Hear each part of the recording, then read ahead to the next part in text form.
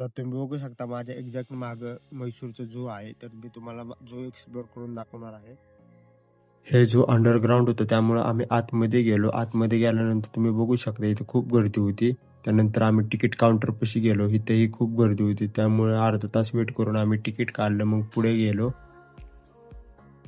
Ticket काढून आम्ही पुढे आलो. तर तुम्ही हे झूचा पूर्णपणे मॅप बघू शकता. तर हा पूर्ण मॅप आहे झूचा. तर आम्ही पूर्ण मॅप रीड केला. मॅप रीड करून आम्ही आतमध्ये गेलो. तर तुम्ही हे पॅरेट्स बघू शकता. हे बर्ड ग्रेट इंडियन हॉर्नबिल आहे, तुम्ही बघू शकता. तर हे बर्ड बुटगेरीगार आहे, तुम्ही पाहू शकता. तर जसं पुढे आलो तर हे इथं शामरुख होतं. द रॉयल बेंगॉल टायगर, तर तुम्ही हे टायगरही बघू शकता. तर हे टायगर निवांत बसला आहे, तुम्ही पाहू शकता. त्यानंतर हे दुसरं टायगरही तुम्ही पाहू शकता कसं लाकडावर निवांत झोपला आहे. त्याला काही घेणं देणं नाही कोणाचं. तर हे तिसरं टायगर आहे. तर हे बघू शकता तुम्ही कसे येत आहे आमच्यापाशी हळूहळू चालत. हळूहळू आमच्यापाशी येत होतं. त्यानंतर अचानक त्याने यू टर्न घेतला आणि माघारी गेला. तर हे आहे lion, the king of jungle. तर हे लॉयन खूप म्हातारा झाला होता, पण ते म्हणतात ना, शेर अभी शिकार करना भूला नहीं, लपटना झपटना भूला नहीं, that's why he is the king of jungle.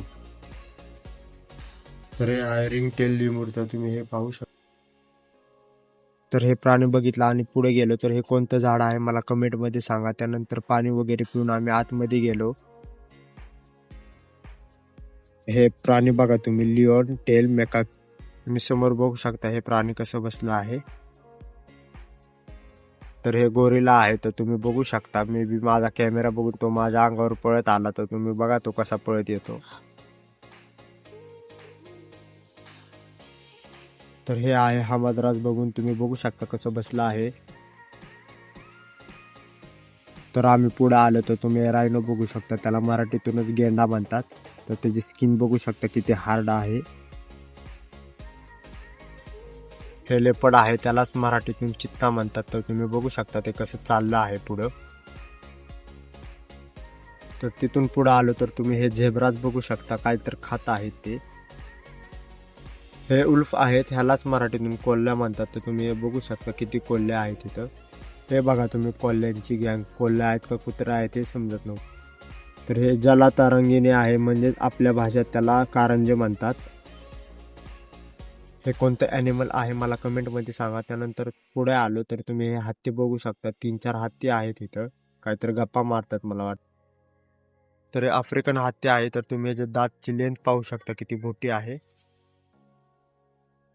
तर हे पानगेंडा आहे, तर तुम्ही ह्याची सुद्धा स्किन पाहू शकता किती स्ट्रॉंग आहे. त्यानंतर आम्ही स्नेक सेक्शन मध्ये गेलो. तर हे अजगर आहे, तुम्ही पाहू शकता. हे ग्रीन स्नेक आहे, तुम्ही बघू शकता त्याच्या अंगावरची डिझाईन तुम्ही पाहू शकता किती सुंदर आहे. तर हे मण्यार साप आहे, तुम्ही बघू शकता ब्लॅक कलर मध्ये आहे. तर हे स्नेक पाहू शकता तुम्ही, एकदम नारळाच्या बारक्या फांदीसारखा दिसत आहे. तर हे गोनस साप आहे, तुम्ही पाहू शकता कसं बॉक्स मध्ये बसला आहे. तर हे तस्कर स्नेक आहे, तुम्ही पाहू शकता कसा झाडावर बसला आहे. तर हा इंडियन कोब्रा आहे. तर हा स्पेक्टेटेड कोब्रा आहे, तुम्ही पाहू शकता बॉक्स मध्ये आहे. तर हा रॉक पायथन आहे, तर तुम्ही याची लेंथ पाहू शकता. तर हा रॅट स्नेक आहे, त्यालाच मराठीमध्ये धामीन असं म्हणतात. तर तुम्ही बघू शकता इथे किती रॅट स्नेक्स आहेत. तर हे घोरपड आहे, तुम्ही पाहू शकता. तर हा वायपर स्नेक आहे, तुम्ही पाहू शकता. तर हा ग्रीन अॅनाकोंडा आहे, तर तुम्ही याची हाईट आणि विड्थ बघू शकता किती आहे. तर हा पायथन स्नेक आहे, त्यालाच मराठीमध्ये अजगर असं म्हणतात. तुम्ही पाहू शकता हा व्हाईट स्नेक आहे, किती ब्युटिफुल दिसत आहे, एकदम युनिक स्नेक आहे हा. तर हे मगर तुम्ही बघू शकता, मिली का जिवंत हे समजलंच नाही आम्हाला. तर हे बर्ड्स तुम्ही पाहू शकता, ह्याला फ्लॅमिंगो असं म्हणतात. त्यानंतर हे कोणतं ॲनिमल आहे मला कमेंटमध्ये सांगा. तर हे ह्या झूचा लास्ट ॲनिमल आहे. त्यानंतर आम्ही जिराफ बघून झूचे एक्झिट घेतलं.